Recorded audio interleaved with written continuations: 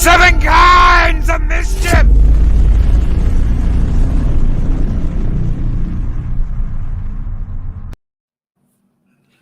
Yes. So I'm gonna do two things. Number one, I think I'm gonna add. I did this video. I did this Loki's Lab of Horror video a long time ago. That's why I originally called it Loki's Lab of Horror. And this woman's like, "Don't you dare touch me! Stay back!" I'm gonna put that at the beginning of that somewhere, and then I'm going to do what I just did at the end because I can't keep screaming like that every week. How disappointing. Oh, I like that live scream. Greetings, everyone, and welcome to Seven Kinds of Mischief.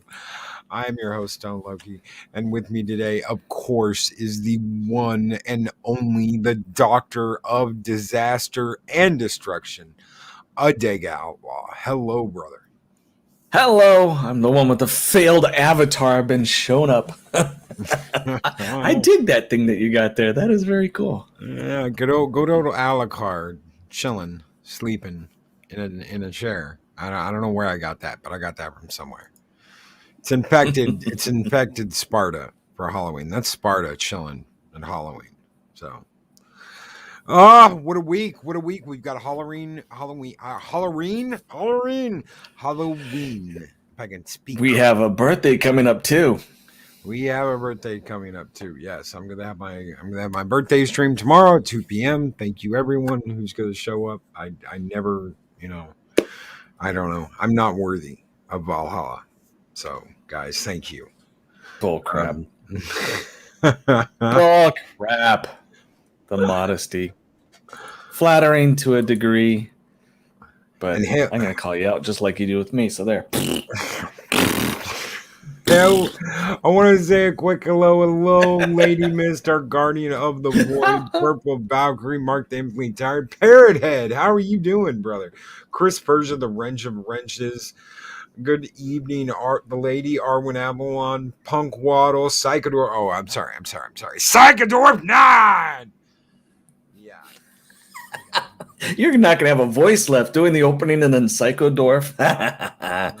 Dave Bob, how are you doing, brother? How's it going? Good evening to everyone. Catman DD Myers, good evening, brother. Good evening, everyone. Luis Sparrow, I hope you all have had a great week. Pat S, how are you doing, brother?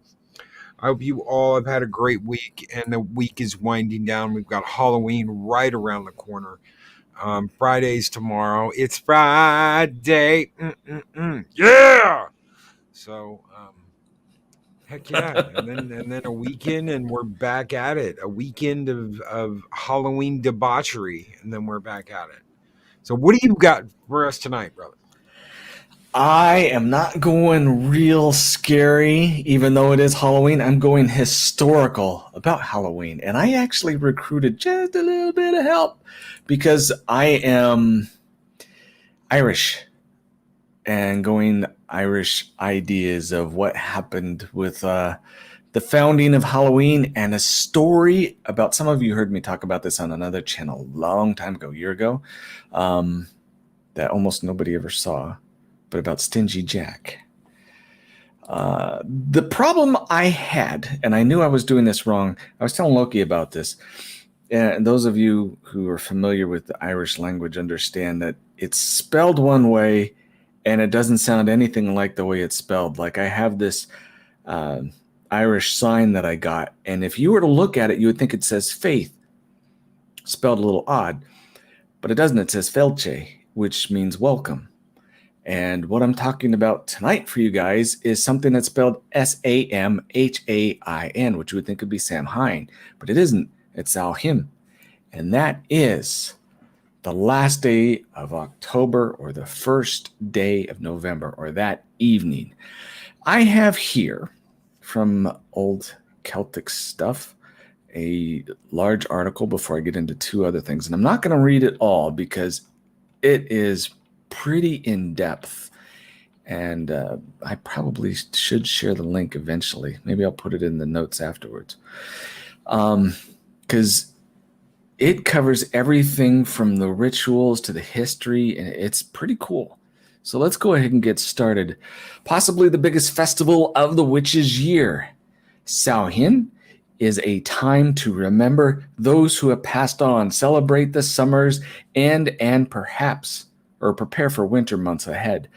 The sun god and earth fall into slumber as the nights lengthen and the winter begins. Samhain means end of summer, and it is the third and final harvest, the dark winter, winter half of the year, and commences of the Sabbat. Various other names from Greater Sabbat to Third Harvest Samanan. I have no idea how you say that in Irish.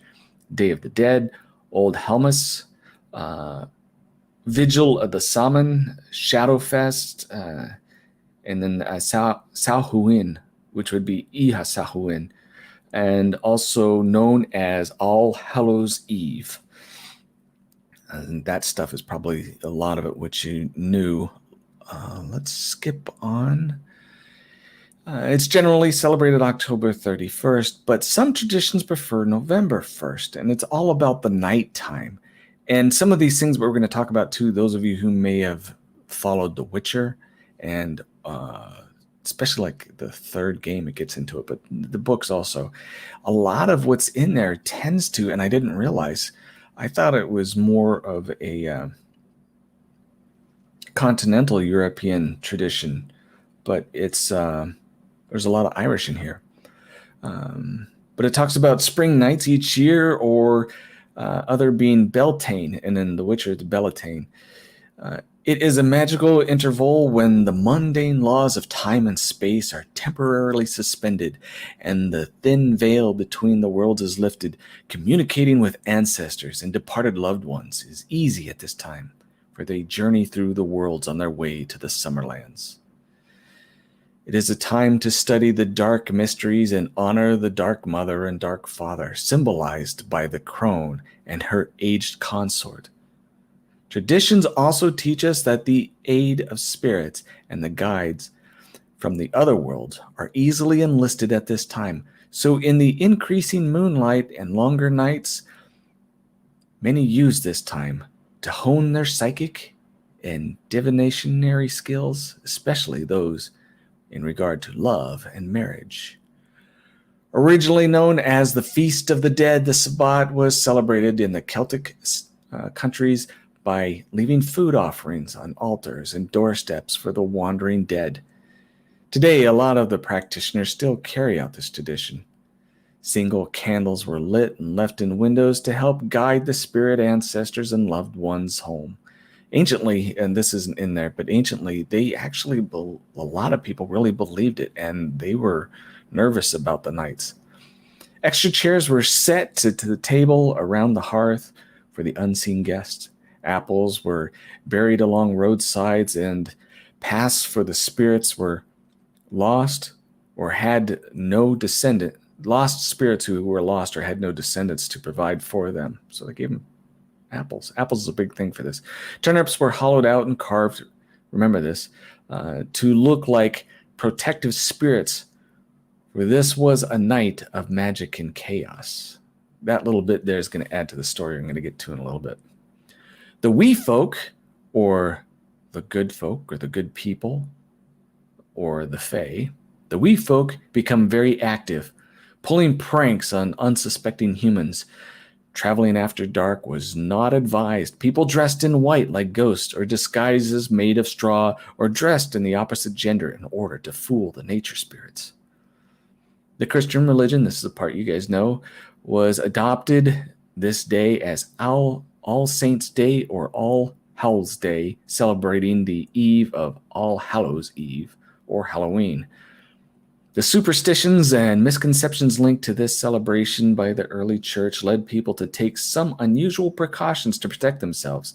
They adopted the tradition of dressing in frightening costumes or disguises and displaying scary-looking jack-o'-lanterns to help protect them from the spirits that considered to be evil. In the British Isles, the young people would disguise themselves with hideous masks and walk through the village, lighting their way with lanterns made from the carved turnips. This was also a time that the cattle and other livestock were slaughtered for eating in the ensuing winter months. Any crops still in the field on Samhain was considered taboo and left as offerings to the nature spirits. Bonfires were built. This is interesting. I didn't know this. Originally called bonefires. For after feasting, the bones were thrown into the fire as offerings for healthy and plentiful livestock in the new year. And stones were marked with people's names. Then they were thrown into the fire to be retrieved in the morning. The conditions of the retrieved stones foretold the person's fortune in the coming year. Hearth fires were also lit for the village bonfires to ensure unity, and ashes were spread over the harvest fields to protect. Now, this is what I thought was really interesting. It goes into the symbolism, the symbols, the colors, the herbs, traditions. I'll just do a few of them. Then I want to read some of the ritual poems that were read when you do. It almost seems like witchcraft at the time, but these were just average things that they did. Symbolism is third harvest, the dark mysteries, or rebirth through death. Symbols, gourds, apples, black cats, jack-o'-lanterns, and besoms.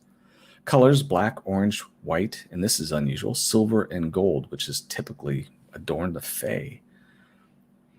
Herbs were allspice, candelou, turnip, chrysanthemum, deadly nightshade, hazel, heliotrope, mandrake, mint, mugwort, mug, oak leaves, sage, straw, thistle, and wormwood. Traditional foods, the first one is ale, so you know they were partying. And it goes into incense, which always has sage and a few other things. Ritual, and this is why I said it kind of looked like witchcraft to me. The ritual instruments that they used, of course, you had to have an orange or black altar cloth where you put the food on, a cauldron, a wand, black taper goddess candle, a black taper god candle, 2 carved turnips to hold the candles, a black candle, white candle, an apple, bowl line, a plate full of fruit, vegetables, and bread, pictures and mementos of departed loved ones, and incense. Now, let's go ahead and read some of these. It talks about how you do the ritual step by step. And in between each ritual, you read off some of these things. I'm going to read some of them because it's really kind of cool. Minus the prayers to the Mother God and the Father God, which are kind of interesting, but I like this other stuff better. Tonight, as the bear between the two realms grows thin, spirits walk among us once again. They be family, friends, or foes, pets and wildlife, fish and crows. But be we still mindful of the wee folk at play, elves, fae, brownies, and sedai. Some to trick, some to treat, some to purposely misguide our feet. Stay we on the path we know, as planting sacred apples we go. This feast I shall leave on my doorstep all night. In my window one candle shall burn bright, to help my loved ones find their way, as they travel this eve and this night until day. Bless my offering, both lady and lord, of bread and fruits, greens and gourd. I thought it was kind of cool. The prayer goes on quite a bit. Like I said, you light candles in between, you meditate and do different things. It's very interesting. So, we talked about the lanterns, the little carved turnips, and let's get into why it actually became the name of jack-o'-lantern. This is an old legend of Stingy Jack. A long time ago in Ireland, there lived a man called Stingy Jack. He was the town drunkard, you could say. He lied, he cheated, he stole, he played tricks. No one liked him. Every night, without exception, he would walk down to the local pub and drink until morning. One night, while he was way to the pub, Jack came upon a grotesque body laying on the ground. It turned out to be the devil, who had come to collect Jack's soul. Mortified, Jack did the only thing he could think of. He asked for one final drink. The devil agreed. They walked down to the pub, and Jack ordered a round of ale. When he was finished, he turned to the devil and asked him to pay the tab. Bemused by Jack's unexpected request, the devil transmogrified himself into a sixpence, which, with Jack, could pay the bartender, but Jack didn't pay. Instead, he placed the sixpence into his pocket where he kept a crucifix. The devil was trapped. The crucifix prevented him from changing back into his original form, and he was stuck as a useless coin in Stingy Jack's pocket. At that point, Jack made a wager. He let the devil out, but only if he spared his soul for another 10 years. The devil reluctantly agreed. 10 years passed and Jack was out walking alone. Once again, he came across a body on the ground. It was the devil, returning to collect Jack's soul as they had agreed. At first, Jack seemed resigned to his fate. But to the devil's surprise, he again asked for one final request. Sorry about the vehicle. One last taste of an apple from an apple tree. The devil agreed and began to climb up a nearby apple tree to retrieve the apple, but while he did so, Stingy Jack carved a cross into the tree's bark. Once again, the devil found himself stuck, unable to climb back down due to the power of the cross. Jack, ever the trickster, offered another bargain. He'd help the devil down from the tree, so long as his soul would never be taken to hell. The devil, frustrated, agreed. Several more years passed, and Stingy Jack, after a sorrowful life of drinking and tricks, died alone in his bed. His soul, released from his body, wandered to the gates of heaven, where he was turned away for his life's of nefarious deeds. Jack, dejected, then made his way down to the gates of hell. The devil, however, kept his side of the bargain and also turned him away. Jack was terrified. Was he doomed to wander darkness alone for all eternity? Perhaps the devil felt sorry for him in that final moment, because he tossed Jack a single burning ember to help light his way. Jack found a turnip, hollowed it out, and placed the ember inside, creating a makeshift lantern to guide him through the netherworld. To this day, they say, he still wanders, but he goes by a different name, Jack of the Lantern. And there you have the legend of the Jack-o'-lantern, or Stingy Jack. I have one last thing for you. This is a personal experience because I can't leave you alone without some actual truth. And it's the closest thing I've ever came to. I could have done more research, but I didn't. We'll save it for another time. And I don't know what Purple's doing tomorrow. She's got scary stories, and I don't want to mess with her by accidentally saying something that she's already working on. So this one has to do with kind of like a lady in white, as best as I could expect. And this is true. It's weird, just weird. Where I grew up, I left when I was 18, but I grew up in Southern California, some of you know, and we were not too far from the beach. It was a mile in two different directions. Down south of LA, it kind of bends, so part of it goes more of an east-west instead of a north-south, as you would think. You could look at a map and figure it out. And there's a Seal Beach Marine base, and we always thought it was a underground submarine base, which it probably was, because they had nuclear facilities all throughout, silos and different things that were underground. And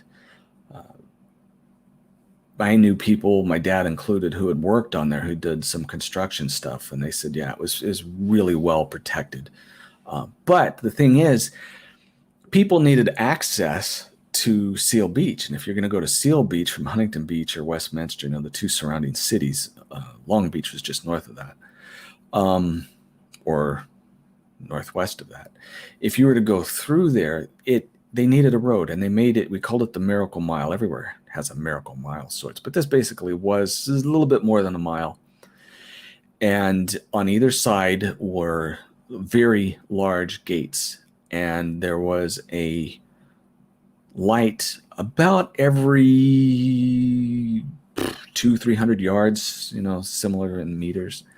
And the rest of it was dark. If you were at night, you had to make sure your headlights were on pretty bright so that you could see the road, because it wasn't very well traveled. There were cars that would go by. I'm sure now, the way things are in California, it's nuts.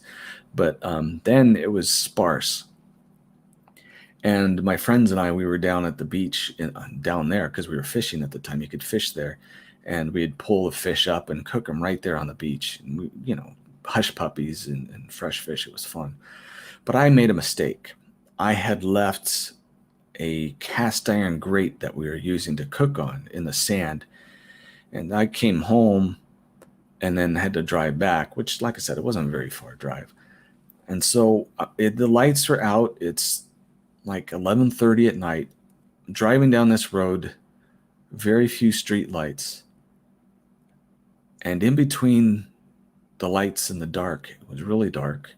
And my headlights at the last second caught a woman standing dead center of the lane where I was driving, because it was 2 lanes, one going each direction. And it was a 55-mile-an-hour road. At the last second, I swerved and just barely missed this lady, and it was close enough to see her standing there crying. There wasn't anybody behind me. There wasn't anybody in front of me, and there were no cars around it. She was just there by herself. How she got there between the time I went home and was heading back, I don't know. But I went and picked up the grate and figured I'd come back because no one was on the road, and I would find out what the problem was when I came back. She wasn't there. And I didn't see any cars go by. How she got away, or if it was, like I said, a version of a lady in white, very well could be. Freaked the bejeebies out of me, though. Anyway, that's what I have for you this evening. Well, before you take off, I want to talk to you about something really quick, everybody. Before I read my story, I've told the story about how I got named Loki, about my dad and flying as 3A Vikings and my brother and how he kind of looked like Thor, and of course the little dark-haired kid Loki. Yeah. And something to add to that, I have said I was born on Devil's Night.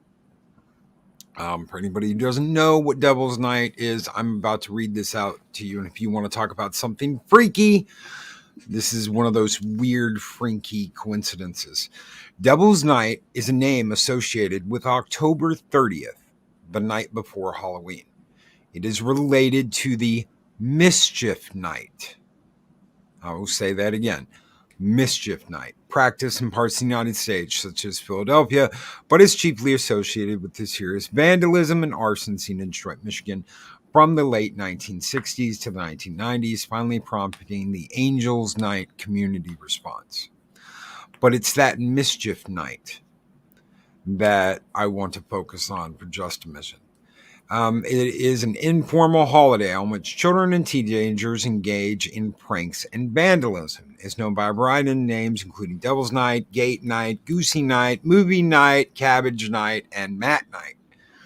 Earliest reference to Mischief Night is from 1790, when a headmaster encouraged a school play which ended in an ode to fun, which praises children's tricks on Mischief Night in most approving terms. In some regions of England, these pranks were originally carried out as part of the May Day celebrations, but shifted to later in the year, dates varying in different areas, some making it on October 30th, which just happens to be my birthday, the night before Halloween. According to one historian, May Day and the Green Man had little resonance for children in grimy cities. They looked at the opposite end of the year and found the ideal time. However, the shift only happened in the late 19th century and is described by the Opis as one of the mysteries of the folklore calendar.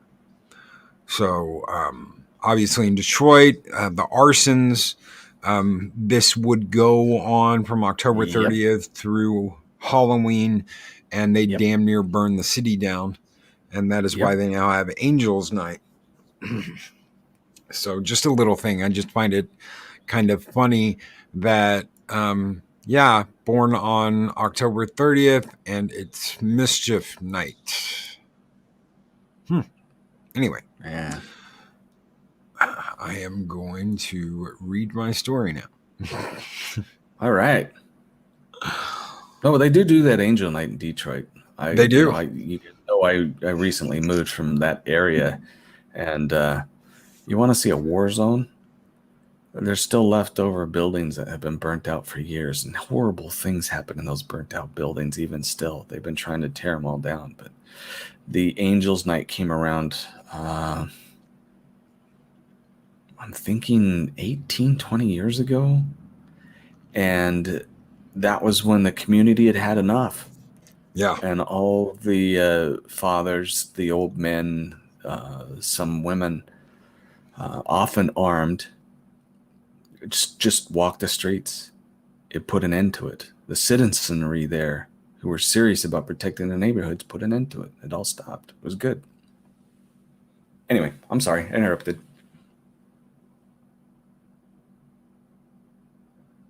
Did we lose Loki again?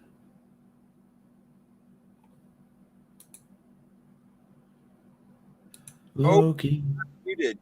I don't know. Loki. I'm muted. My microphone is giving me the shits tonight. I don't know. I don't know why I was muted. I didn't mute myself. I don't know, but It's the Fae that are after you. They're pulling pranks. it's true. Have you ever dated a fae? I dated a fae. No. That was something else. Oh yeah. She was related to Mab.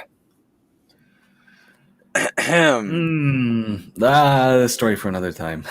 Yes, story for another time.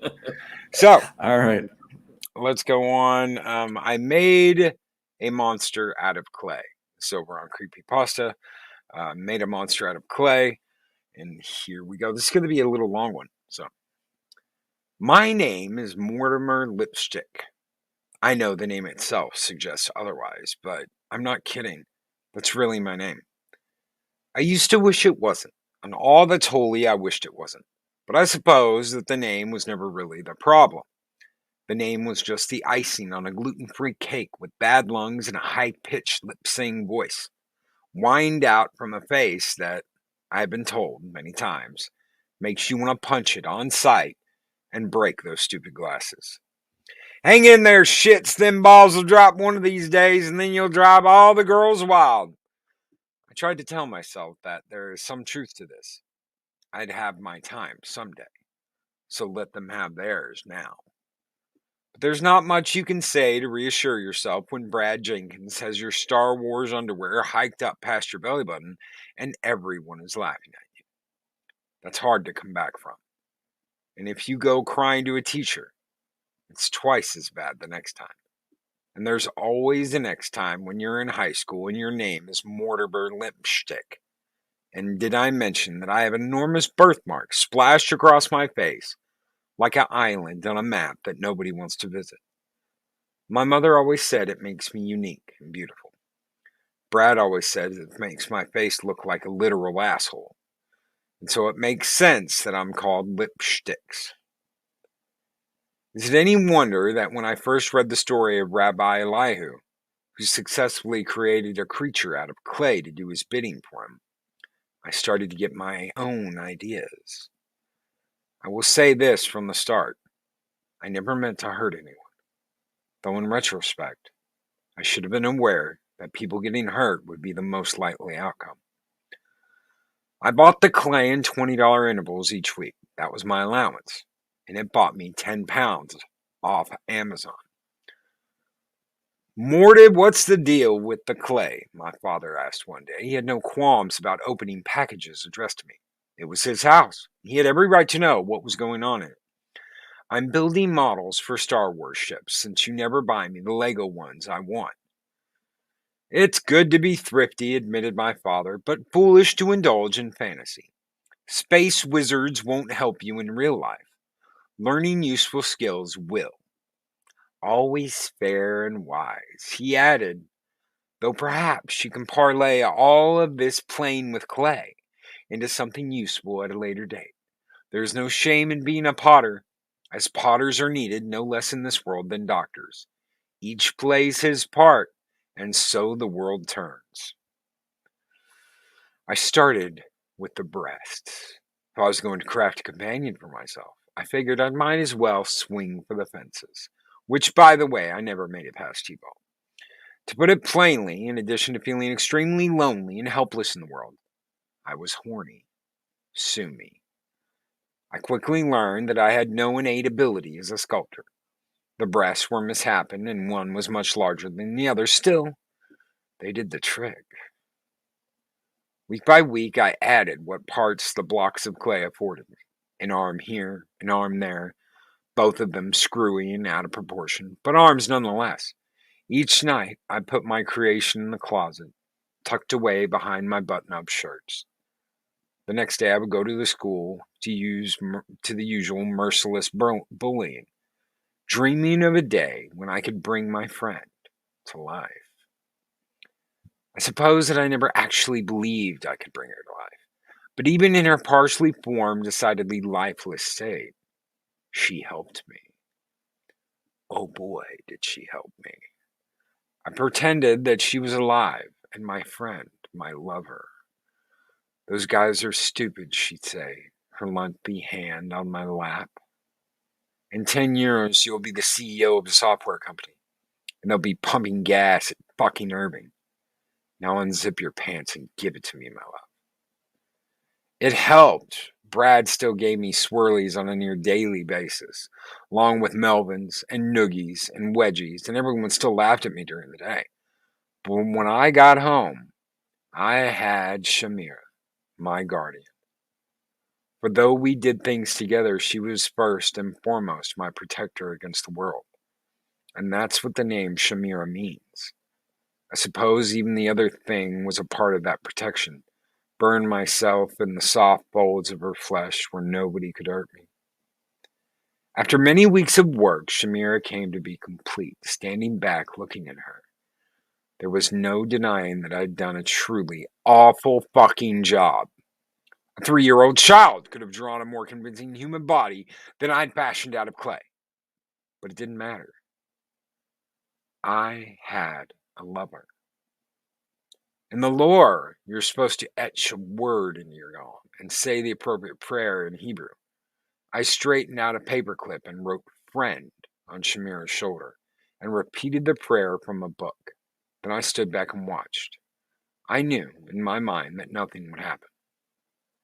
But still, my heart hoped. Shamira didn't move. Of course she didn't! You fucking idiot! I reprimanded myself. I sat staring at her in dejected silence. I couldn't even bring myself to pretend that night. All I could think about was what a miserable, desperate fucking loser I was. And one I always would be. There would be no future for me. The world belonged to Brad now, and it always would. Finally, I was dragged out of my deep trance of self-pity by my father, banging at my door. Time for bed, Morty! Get them teeth brushed! What, you want to pay $7,000 for a dentist to yank your molars out painfully because you couldn't be bothered to do this simple task?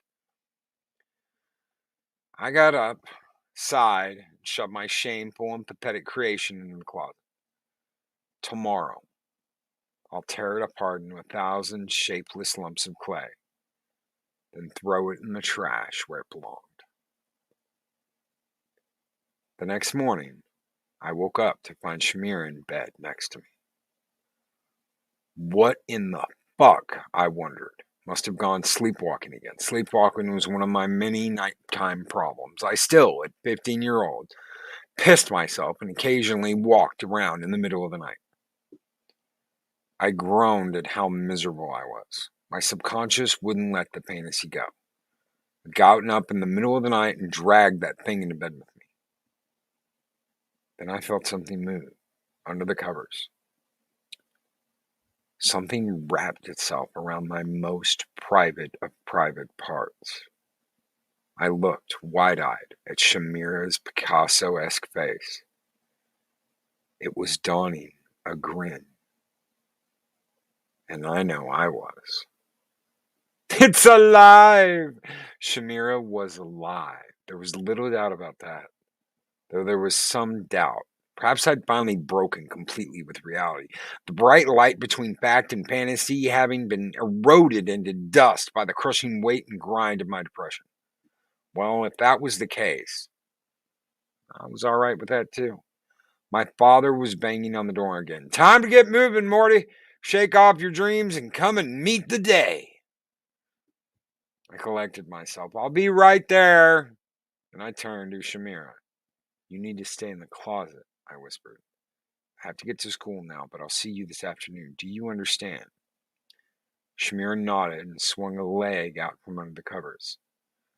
She stood up, moving in unnatural fits and starts, wobbling, tottering, lumbering. Couldn't believe it. She was actually moving of her own accord. She put her hand on the closet knob and threw the door open, nearly taking it off its hinges. Then she stepped in and slammed the door behind her. What the hell's going on in there? My father called. Sorry, Dad, just dropped one of my school books. Be careful with those. They contain priceless knowledge. Huh. Went about my morning routine in a giddy daze. It had worked. She's real. I have a friend. My mother dropped me off at school. It was the last day before the holiday break, and it turned out to be absolutely miserable. First, because I longed painfully to be in my room with Shamira doing, well. And second, because Brad and his friends sent some measurement of happiness stirring within my soul. And so they dished out the punishment twice as hot as usual. They had been making overtures all day, and then, as I was walking to the cafeteria for lunch, they went in for the kill. Before I could process what was happening, I was yanked in the boys' bathroom. Paul and Mac, two of Brad's thuggish friends, held me by the arms as Brad looked me over. What is it with you today, lip shit? You've had this shit-eating grin on your lips all day. You haven't been fucking eating shit again, have you, Mortimer? Have you been eating shit again? Answer me, you fucking loser. A bit of boldness came over me, though in retrospect, I should have squashed it immediately. No, I said. I've got a girlfriend, that's all. Brad laughed. Bullshit. Maybe a little boyfriend. I could see that. Is that what you meant, lip shit? You found a little boyfriend so you could eat the shit out of his ass? 2.5 more hours. Then I'll be with Shamir. Okay, Brad. Sure. Brad laughed again, a vicious laugh, devoid of anything resembling good humor. You guys hear this? Lip shit here loves ass from his boyfriend's butt. That's fucking disgusting, said Paul. They both squeezed my arms a little tighter. Why don't they just leave me alone if they don't like me, I wondered. Now, said Brad. This is a judgment-free zone. This is a safe space. If Mortimer here wants to eat shit, we should respect that. Sorry, shit lips, said Paul.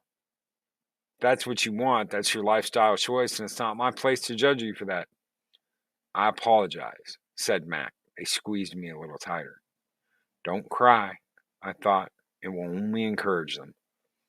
An apology is fine, said Brad. But if you think about it, it's just words. What good are words? Hadn't thought about it like that, said Paul. Guess words aren't worth much after all, now that you mention it, said Mac. 2.5 hours.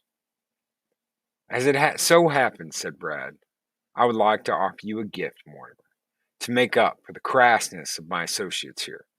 A real, solid gift. That's a great idea, said Paul. Nothing beats a gift, said Mac. Do you know what it is, lip shits? Asked Brad. I shook my head. I wanted to leave. So badly. Maybe I would after this incident. I'd fake a stomach ache and have my mother come back and pick me up. Wouldn't be the first time. There in that stall, said Brad, pointing behind me, there's a fresh turd. Coach has me on a high-fiber diet, so it's a good one, I assure you.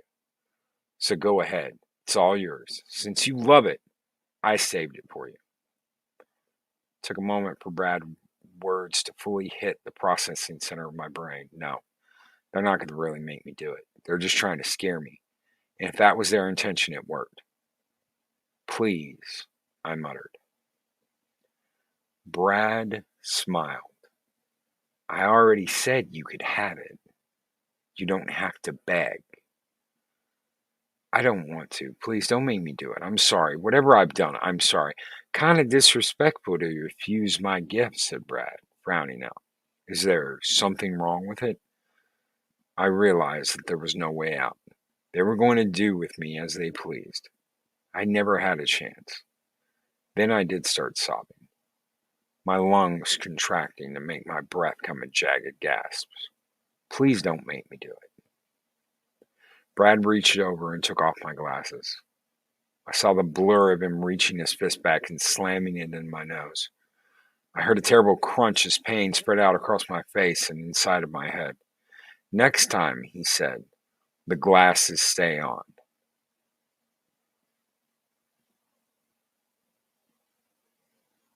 Oh, good God. He's actually going to do it, one of them said in a fit of laughter. Then I heard them walking away out of the bathroom. I stood there in the stall, my arm covered, my face dripping with tears and blood, all alone. The lunch bell rang for the second time, indicating the lunch period was over and done with, just as I finished cleaning up. That was just as well. I had lost my appetite. I went straight from the bathroom to the nurse Henley's office. There was little need to put on an Oscar-worthy performance. I'd seen my reflection in the bathroom mirror, and I looked like an abandoned orphan tossed at death's front door. I felt that way, too. Even the promise of returning to my room and being with Shamira held little joy. All joy, in fact, had been beaten out of me, and I was humiliated. I had done nothing wrong that I could understand other than having the audacity to be me. The nurse hung up the phone and shook her head. Nobody's answering. Is there another number we can try? I thought about having her call my father. I would never hear the end of it, nor would my mother. It's not that my father was abusive. He just had very, very specific and unyielding ideas about how life should be conducted. And calling a man away from important business because you have a little tummy ache was something that you didn't do. He would lecture me on and begin to place extra scrutiny on me. He would search thoroughly for bad influences in my life and almost certainly find out about Shamira. As bad as I felt in that moment, calling my father would provide little relief and would only serve to make things worse. I shook my head. Let's try again in a couple of minutes. Is it okay if I stay here while I wait? Of course, dear, said Nurse Henley. You look due for some rest. I have some paperwork to file with the front office. You just sit here, and then, when I come back, we can try again. I sat and looked out the window at the wretched world. They were having gym class outside today. Dodgeball. I was glad I wasn't there. I saw Brad palm one of the rubber balls, lift his arm up high, and absolutely wing the thing at Henry Gladwell. Henry, like me, was a weakling. He toppled over onto his ass and sat there with a stunned look on his face. I sighed and looked down at my shoes, then back outside. Off in the distance, beyond the athletic field, I saw some movement. Something was coming. It moved in fits and starts, sometimes stopping and then seeming somehow to grow larger as it stood there. I blinked my eyes hard and shook my head. The blow from Brad must have rattled me even worse than I thought. The thing was still there, getting closer and growing larger. It was red. It was... No, it can't be. It was close enough now that there was no mistaking it. One enormous lopsided tit, bouncing higher than the other, which was quite a bit smaller. It was Shamira. And as she got closer, I saw what she was doing. She was reaching down and pulling up a handful of earth, then slapping it on her body. Her body absorbed it, adding to its mass, making my friend grow larger and larger. Henry saw her first. He was sitting on a bench when he reached out an arm to point and started shouting something. One by one, heads turned in Shamira's direction, and then, when the eyes conveyed the message to the brain, extended horizontally in slack-jawed amazement. Nobody had ever seen anything like it. Shamira was, by then, twice as tall as the gym teacher, who was blowing in his whistle and pointing at the side door of the school. He was yelling, "Inside." I could hear it through the window. Everybody get inside. The crowd didn't need all that much convincing. I witnessed feats of athleticism that the gym teacher wouldn't have been able to coax out of those students in 100 years. People were sprinting, elbowing each other, leaping over each other, moving with a single-minded purpose to get away from that thing that, even now, was taking a scoop out of the 50-yard line and patting those spoils to the side of its monstrous head, making it bigger and even more monstrous. Shamira, I thought, can you hear me? Yes, friend, I hear you. Please Don't hurt anyone. They hurt you, friend. Shamira took a massive step forward, going from the 50 to the 40 in one stride. Mac was standing in the end zone, transfixed. His friends were pulling at his arms, trying to get him to move, but he seemed to be in a state of shock. Finally, they gave up on him and ran for all they were worth. They did, but that doesn't mean that we shouldn't hurt them now. Nothing is gained by perpetuating the cycle of violence. Leave them alone. I'll meet you at home. They hurt you, friend. Finally, Mac's brain seemed to be awake, and he made a desperate move to run. But it was too late. Shamira stood towering over him. Even after he had made it a few yards away, all she had to do was sweep her arm out, which she did. The impact of the back of her hand upon Mac's body sent him catapulting through the air like a wayward dodgeball. Stop, Shamira, please. They hurt you. Shamira pivoted her body to face Max. He was lying on the ground, rocking back and forth in pain. She reached out and plucked him up in one hand. No! She lifted him high up in the air so that his small, terrified eyes were level with her giant, enraged eyes. Then she tightened her grip. Stop, I'm begging you. They hurt you. The unrestricted parts of Mac's body began thrashing violently around in a vain attempt to escape, or in an expression of agony, I don't know. Most likely both. Next door, in the front office, there was an explosion of panic and shouting. The students were pouring in the side doors, screaming in terror. Outside, Mac did not thrash around for very long, and when he stopped, it was clear that he would never thrash again. Shamira dropped his corpse to the ground, a flood of intestines rushing out of his ruptured stomach. Shamira bent down, scooped up the enormous handful of dirt, and packed it onto her body. She repeated this action, able to add on more mass to her body the larger she grew, so that she grew exponentially. The principal's voice boomed out over the speakers. If I have your attention, all students and faculty are to remain inside the school building in the safest place that you can find. Just hide under a desk if you can find one. This is not a drill. We are in the midst of an active situation. The police have been notified and are en route. Everything is going to be okay. Please just don't go outside.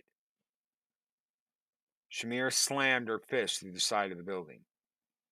A moment later, she was pulling Paul out. He was pinched between her giant fingers. She held him aloft and then reached inside the school again with her unoccupied hand to pull out Brad. My tormentor's faces looked, for the first time, like mine usually looked, vulnerable and terrified. I stood up and ran through the front office, through the headless pandemonium, and out the hole in the side of the building. Shamira looked down at me. Stop this, I shouted. Let them go. They're scared. Let that be enough. They hurt you. She flicked one of her free fingers at Paul's head, and it went sailing through the air, all the way across the football field, and through the goal post on the other side. The rest of Paul was dropped unceremoniously and splattered apart on impact with the ground, flecking me with blood and bits of gore. Help! Screamed Brad. Morty, help! Please help! I'll do anything! I should have known. I should have known from the legends. They all end the same way. They all. And then I had the answer. I ran over to Shamira's foot and began clawing my way up her leg. She didn't notice. As far as I could tell, she had forgotten all about me and was now a being of mindless destruction. When I tried to communicate with her in my mind, there was only a harsh static. Morty, I'm so sorry for everything. I was only joking, buddy. I scurried up her side past that special fold that I knew so well. It was now as large as my entire body. I kept climbing, beyond exhaustion from the effort. I looked up, beyond the twin mountains that served as her breast, to see her lift Brad to her mouth. She bit him in half, swallowing the bottom half, and setting the top half down very gently on the field. Brad was still alive, dragging strings of organs, spurting blood and other fluids out of his torso. He was screaming so loudly that it hurt my ears. I kept climbing, grasping onto a nipple and hauling myself up. Please don't kill me, I thought. Shamira punched another opening into the school, this time on the second floor. Standing perched on her shoulder, I was looking right on at Mr. Peterson's AP English class. 24 shocked and terrified faces, staring at something that defied rational thought. I clambered down Shamira's shoulders a bit until I reached it. I dug my fingernails in with all of my strength, furiously tearing away at the first F and then R and finally the I, sending handfuls of clay flying through the air. Then it was over. End. Shamira went immediately slack and began collapsing on herself. I scrambled in a mindless frenzy of terror to stay on her highest point as she fell, knowing that if I landed in the wrong place, that would be it. I hit the ground. Everything went black. I woke up in the hospital with my father sitting at my bedside. You created a golem, he said. Yes, I did. I lifted my head painfully. Where's Mother? Is she okay? Your mother is fine. The golem locked her in the basement, but she was unharmed. Same can't be said for your classmates, my father coughed. Nobody knows that it was you. Nobody knows what happened. There is talk that somebody spiked the school water supply with a hallucinogen, that everybody went temporarily insane, and that the whole affair ought to be kept under wraps until a proper cause can be found. A perpetrator. Someone to blame. My father sat silent for a moment, rubbing his coarse black beard with one hand. The truth is important, son, so tell me, why did you do it? Was it for power, expression of rage, too much idleness? I just wanted a friend. I bit my lip, trying to fight back the tears. A friend, my father repeated, clearly weighing the word over in his mind. I suppose that a friend is a fine thing to have. These boys that died, they weren't your friends, were they? No. Did you want them dead? Be truthful. No. I tried to stop it. I didn't want her. I didn't want it to kill them. Be truthful, son. Closed my eyes and searched my mind. Had I wanted Brad and his friends to die? Maybe there was a passing moment when I wished they weren't here anymore, when they were trying to get me to eat shit. I heard my father cough. Do you mean literally, son? They tried to make you literally eat shit? Yes, I said. Said my father. He fell back into stroking his beard.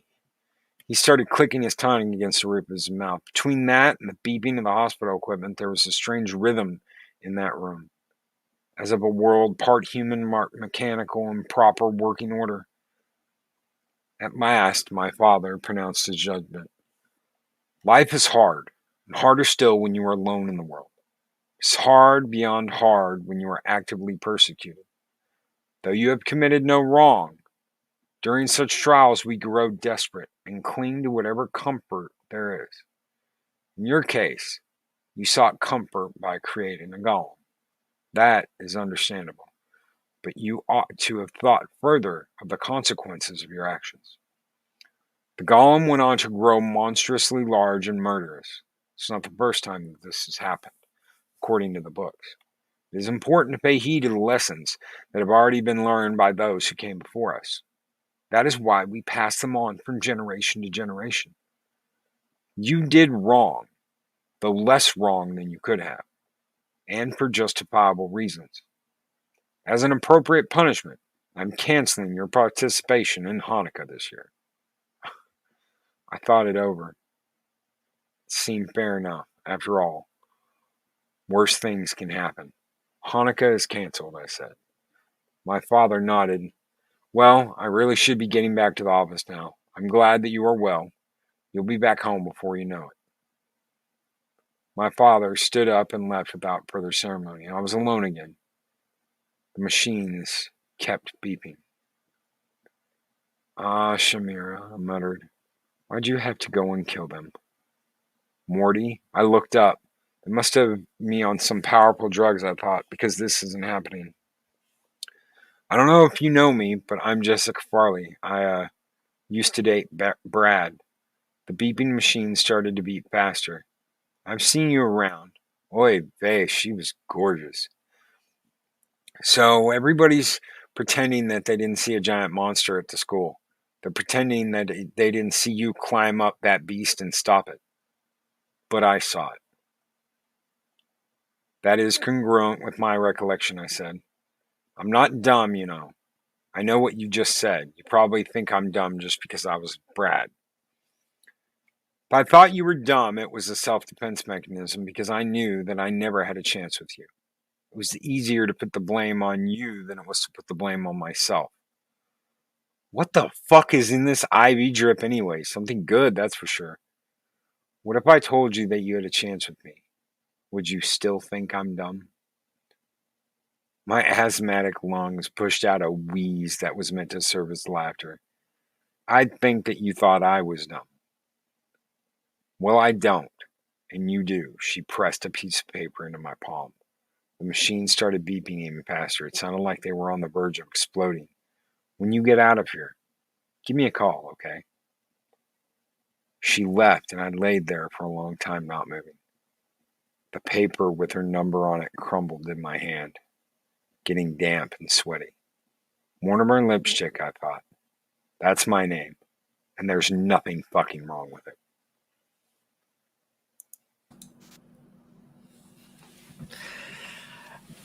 I don't know why, but I really like Gollum stories. That was cool.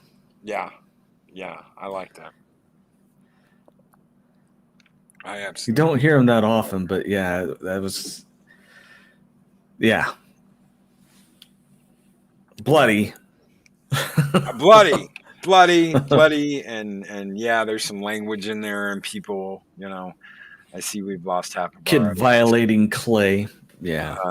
I really don't read these. I really don't. I'll read like one paragraph and be like, okay, how long is it? This was a longer one, but I wanted to read it, and I thought, well, this would be cool. Murderous, evil Gollum chick. I had no idea where it was going to go. I had no idea that, yeah, they were going to make poor Morty eat a piece of poop. No idea. So I actually cut a little bit of that off and skipped ahead at one point because I was like, no, I don't need a detailed paragraph of him eating a piece of poop. Maybe I should have read more. And maybe I don't know. Maybe I'll change my mind next time. But I like that story anyway. So It was good the way it was. I don't think anyone was real interested in having the morbid details of Egesta being ingested once again. yes, absolutely. This has been fun though. Right before Halloween, let me tell you guys, I love doing these with the Dega. Dega, I love doing these with you, bro. It is an honor and it is a privilege to be able to get to do these with you each Thursday. Absolutely rocking, brother. Thank you. I don't know about honor and privilege, but I certainly enjoy hanging out with my friend That's and right. friends in the chat. Heck yes. Absolutely. Guys, we will be back tomorrow morning with a Space Above and Beyond review. If you guys can make it, that would be absolutely great. It could be me, Purple, Canuck, and Dave Bob. We're getting to the end of these, so I think we only got like 3 weeks left. I'm not sure, 3 or 2 weeks, something like that left. And then that's it. We're going to do something different after that. I don't know what we're going to do, but we're going to do something different. The Wednesdays, Women of the Fandom will be ending soon. I don't know how many more of those we're going to do. And the Friday show, the Friday Retro Review will be ending, and we will be doing something new. I hope I see you all in the morning. Thank you, Dig. Do you have anything you want to throw out there before we get out of here? Nah, all good. Just those of you who have visited my stuff on Spring, thank you. I appreciate it. Didn't think it would be something that people would be interested in, but apparently I was wrong. Adega has a store, ladies and gentlemen. If I could get a mod to throw the link for that store. Nah, I said yes. thanks. That's enough. No, if we could get a mod to throw the link to that store, guys, check it out. Absolutely awesome. He's got his books on there. Hail Ords, how are you doing? Dega's got his books on there. He's got a T-shirt on there. Awesome stuff from Adega Outlaw. It's on adegaoutlaw.com. Thank you, Purple, for throwing that link in there. Check it out. He's gonna be. Have you got the Blood Witch up yet? Yeah. Blood Witch is up there. If you have not read it, check it out. I know I'm going to buy Purple mine says tonight. Purple says she's 2/3 through it and really likes it. Maybe one of these days I'll see if I can coax her opinion out in public on it. But no, I didn't really expect this. Yeah, but anyway, this was a Halloween night. This isn't about my stuff. Well, we're making the end of the show about your stuff. So you can, Grin and Barrett, loving it. Purple Valkyrie's loving the book. So check his stuff out. It's at adegaoutlaw.com. He is my brother, Adega Outlaw, the doctor of disaster and destruction. Someone bringing us content that isn't full of woke bullshit that you can read, that you can absolutely love. So check it out. I know his sci-fi books are the absolute bee's knees. I loved Evolution. I am doing my very best to get to Revolution. I am trying.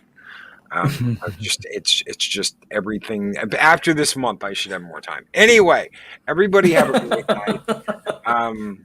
Enough about me not having the ability at the moment to read Adega's book because I don't have enough time. And enough about you talking about my stuff instead of golems and slaughtering children and eating poop.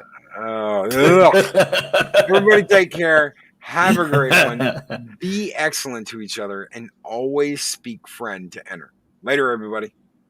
Bye. These videos are tremendous.